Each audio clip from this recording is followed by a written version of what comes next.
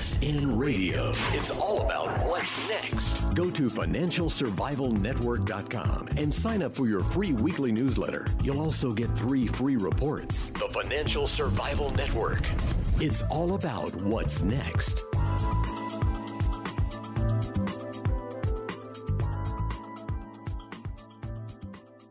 Welcome. You are listening to the Financial Survival Network. It's Kerry, Lutz. And hey, you see what's going on in the world? Ebola has come to America.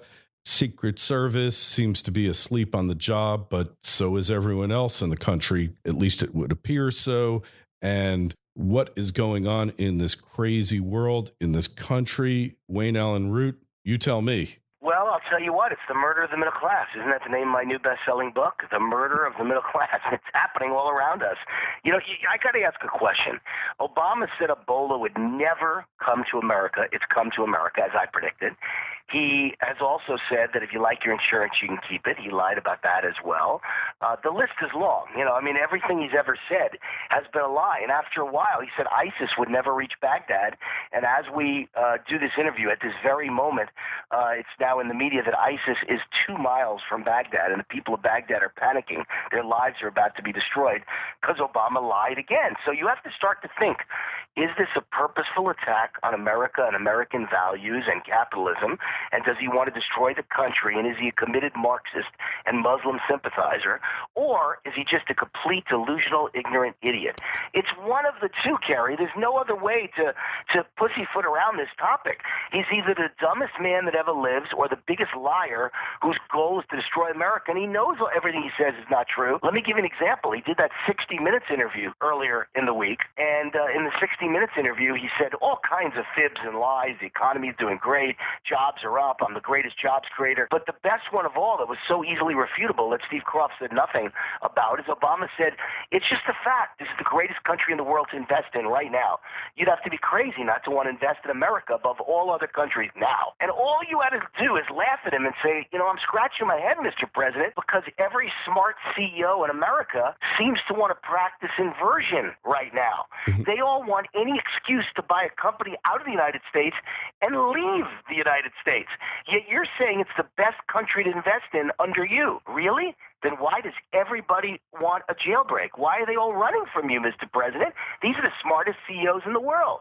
So, I mean, either this guy is delusional, or he's a complete liar, or he's a complete idiot, or he's a Marxist, and this has been the plan from day one. And I keep arguing, Kerry, that I know he's a smart guy. He went to Columbia with me and then went on to Harvard Law School. He's a brilliant guy. He knows exactly what he's doing. And we were taught this exact plan at Columbia. Lie, lie, lie. Don't tell the frog he's boiling. And by the time you realize it, he's boiled and he's dead. And this is how you turn America into a socialist nation and bring the whole country down and start from scratch as a socialist or communist type nation. That's what's happening here, Kerry. Not a mistake. He's not an idiot.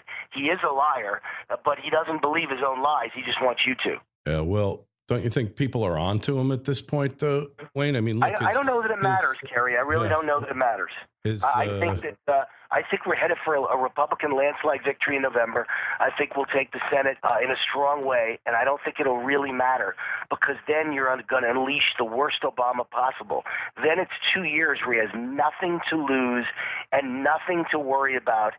All he has to do is rule the country by executive order and ignore the Senate and ignore the House. And I think that's been his plan all along. Either take over the country by, electing nothing but Democrats, by using the power of government and the IRS to destroy the Republican Party and limit donations, and he's done a good job of that. And if it doesn't work, failing that, if I lose anyway because people catch on to me, then the last 2 years I am unleashed, and I will unleash a torrent of destruction on this country through executive order and ignore the very people that were elected to stop me. Well, but look, we have had maybe some positive developments. Eric Holder is leaving finally.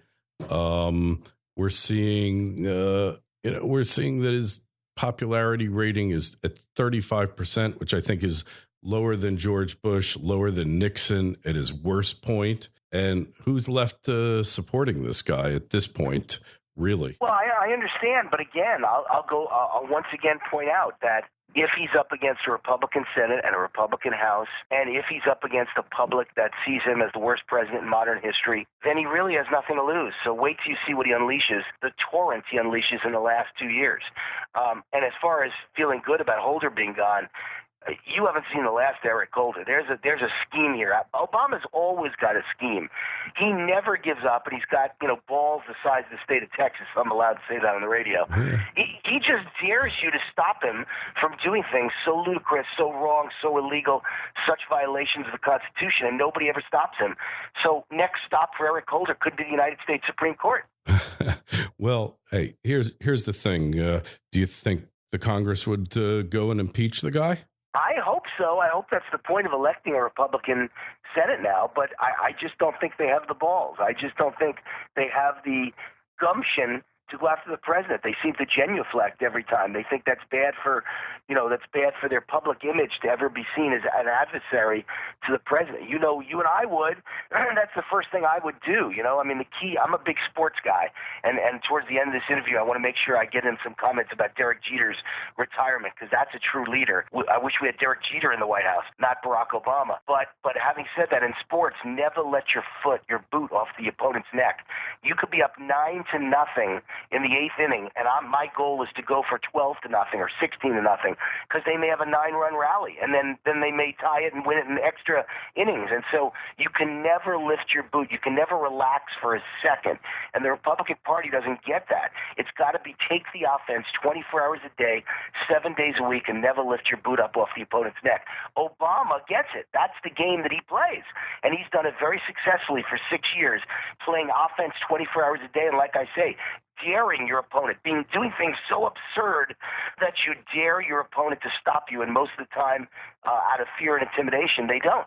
Yeah, well, it seemed to me that Holder was the ultimate enforcer for this administration, and he's got time left there. Who knows what he's going to do? Anything is possible, and we do have a lot of turmoil around the world. Let's face it, it's insane what's going on here now, all over the place. And people seem to be fed up, though, Wayne. Maybe they haven't. They are, but he'll put someone new in that's just as bad, I guarantee you, into the Attorney General spot. And then, like I say, he may not be done with Eric Holder yet. Him and Holder had a pact from day one that they would defend each other. And believe me when I tell you, there are reasons why Holder's leaving, and one of them may be perfect timing for Ruth Bader Ginsburg to retire and him to replace her with Eric Holder. That could be reason number one. Reason number two is that the courts ruled against Obama and Holder with Fast and Furious, and that investigation is proceeding all full guns ahead right now, guns blazing. And so Holder is better off being a retired citizen than a attorney general, so he won't be compelled to testify. So that could be reason number two. Or reason number three is that he needed to retire now because he just couldn't take another 2 years of this, especially with this Fast and Furious investigation now proceeding. So they both decided, well, rather than wait and being forced to resign sometime a year from now or 2 years from now, whatever it is, let's have you resign now because we still control the Senate, and we're going to control it until January when the new Republican majority is sworn in. So in that lame duck period between the November election and January, Harry Reid can push through whatever he wants, and he'll push through a new radical attorney general nominee. But once we get past January, if you're forced to resign for any reason, we can't name the person we want who will be radical enough to protect you and me. So you're never indicted, and I'm never indicted. I think one of those is the reason, maybe all of them together, that Holder resigned now. Mm-hmm. So no coincidences there, huh? Never with Obama is there coincidence. Everything well planned, brilliant strategy at all times. Uh-huh. So then what's next here on this hit parade? What are we looking forward to? You think there's going to be a terrorist attack on the U.S. Due to the whole ISIS thing going on now? Yeah, I've been arguing for a long time now, and it's not like I want something like this to happen. First of all, I'm a businessman, a successful one, and the last thing I want is anything that would ever hurt or interrupt the American economy. The last thing, even if I was rooting against Obama for all sorts of terrible things to happen, which I'm not, even if I was, it would destroy my business. So the last thing in the world I want is any American to ever be hurt or any business to ever be slowed down or anyone to live in fear in our great country. And so nobody wants to stop a terrorist attack more than me. But that doesn't mean I'm not willing to predict that one is going to happen if I clearly see that the border's wide open and nobody cares. Our president doesn't care. The guy who really is going to cause it isn't Wayne Root. It's going to be Barack Obama. He knows the border's wide open, Kerry, and he doesn't care. The whole world knows the border's wide open with Mexico, but it's not even just with Mexico. It's with Canada. There's a kid named, I think it's James O'Rourke. Isn't he the conservative activist? O'Keefe. O'Keefe, right. James O'Keefe, the conservative investigative journalist. And he not only came across the southern border and came from Mexico into Texas with an Osama bin Laden mask on, carrying terrorist materials, just to show it was that easy. Nobody stopped him and no one met him at the border. And he walked right into America. But then he tried the same thing in Canada and got on a water taxi from, I think it's Windsor, Canada, to Detroit, and he was carrying obvious terrorist materials. He actually had like a briefcase in his hand with a bumper sticker on it that said Syrian. Yeah. Okay, and nobody stopped him. Nobody said a word to him. He was dressed like a terrorist and carrying something that was labeled a poison gas. And he walked right onto the water taxi. They took him right to Detroit. They drove him right by the intake valve for the water system of Detroit and made a comment about it to him. He got all this on film. And then walked into Detroit and walked several blocks to the city's convention center with the Syrian gas label on his briefcase, dressed as a Muslim terrorist, and then walked into the convention center and walked right by the guards. And so, when you realize that anyone could get in the White House, the door's unlocked, and the motion detector's turned off, and nobody shoots you as you're running on the lawn and you might have a suicide vest. The Secret Service, this myth that they're so infallible they'll protect the president, that's now a joke. Now you realize a guy can walk with sarin gas dressed as a terrorist into Detroit, into a convention center, and no one says a word. We are in so much trouble, Kerry. I don't think Muslim terrorists ever understood all these years they could have done whatever they wanted, but they were too stupid to realize that the country is wide open. Yep, that it is. And now they know, though. That's the problem. Yep. So just think, if one guy who's a mentally ill moron carrying a small knife in his pocket could jump the fence of the White House, run across the entire front lawn, get in the unlocked front door, the security motion detector turned off, no one there to guard, no one stops him, no dogs chase him, no snipers shoot him. Once he gets in, he overpowers the one guy standing around, gets far into the White House, and is only stopped eventually because a Secret Service agent going off duty, headed home, sees what's happening and gets involved. Otherwise, he would have gotten even further into the White House. Right. When you realize all that, you got to know that our country is just open right now to a terrorist attack. Any 5 Muslim terrorist cell members could have jumped that White House wall with machine guns and terrorist bomb vests and blown up the White House, and there would have been no way we would have stopped any of them, let alone one of them. Yeah, it's crazy. It's really crazy. So I think we're open for a terrorist attack. You're damn right. I think that one is imminent on American soil, and it's all because we have a president that doesn't give a damn.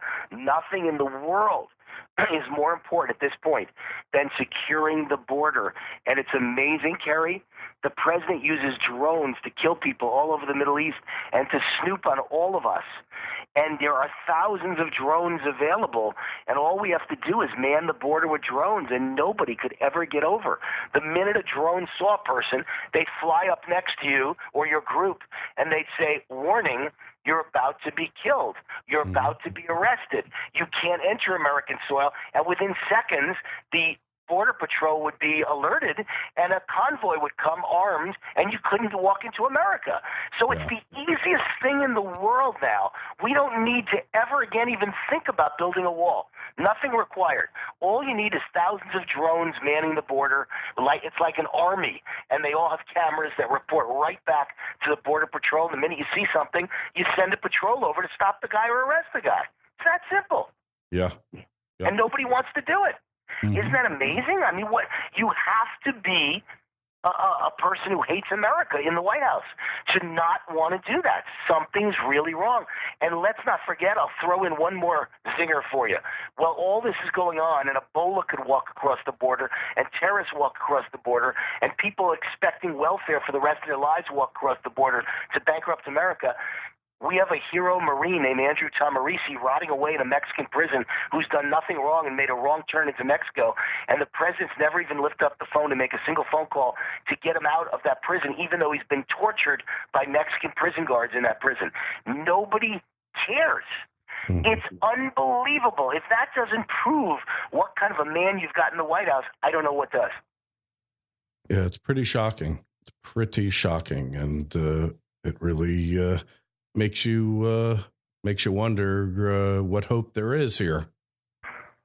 Well, not much, except for electing a Republican majority in the Senate and expanding the majority in the House, getting a real landslide like 2010 going this November, which sends a message, and then hoping that that message emboldens the Republicans who were elected to actually go after the president and impeach this president, because that's what needs to be done. While he's pulling off executive order after executive order, we got to impeach him and bring him up on charges, and that'll hold him back. And of course, impeaching him and getting it done will hold him back.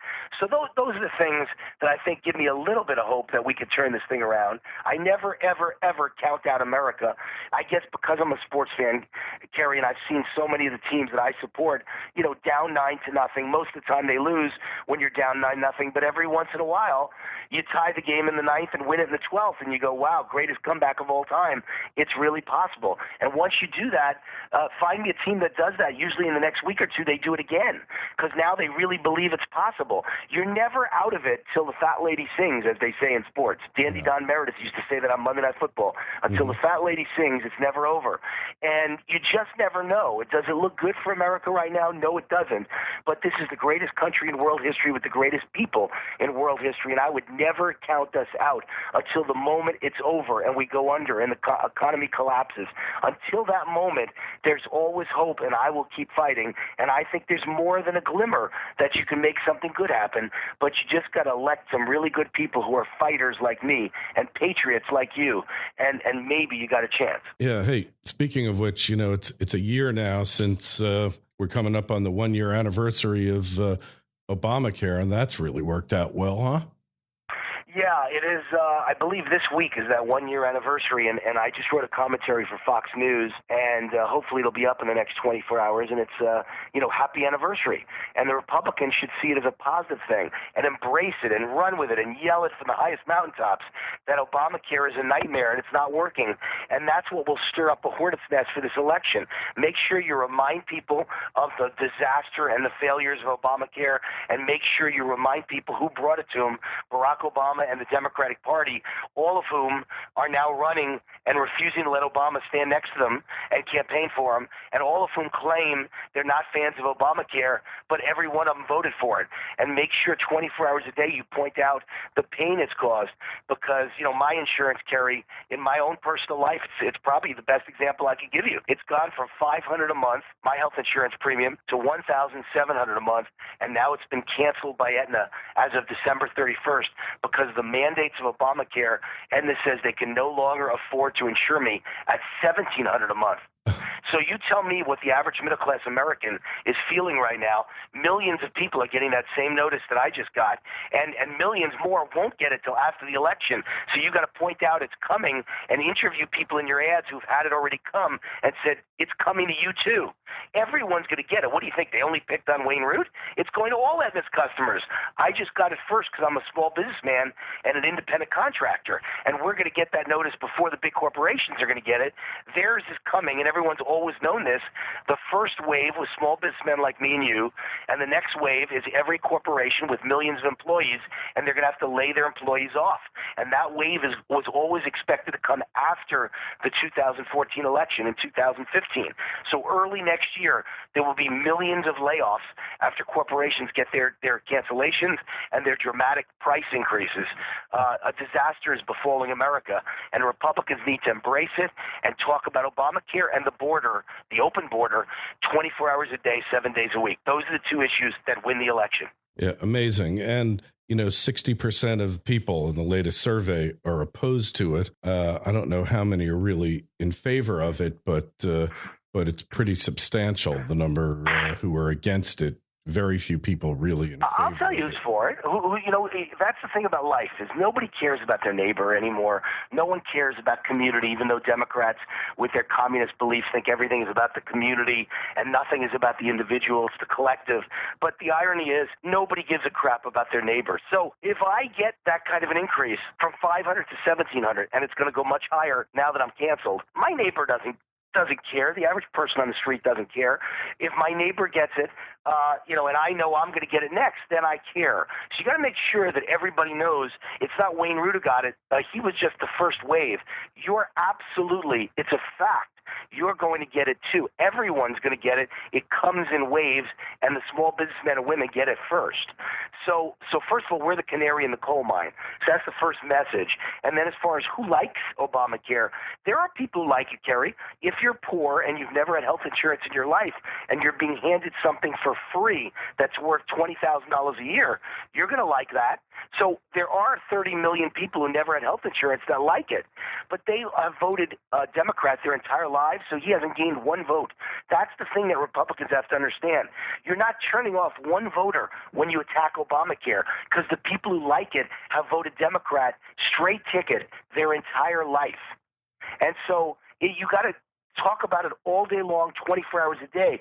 The only people that are going to care and respond and embrace your message are those who are scared to death because they've already been hit by big increases or they expect to be hit and they know what's coming. And that crowd, some of them are Republicans, some of them are independents, some of them actually voted for Obama, but now they could change their vote.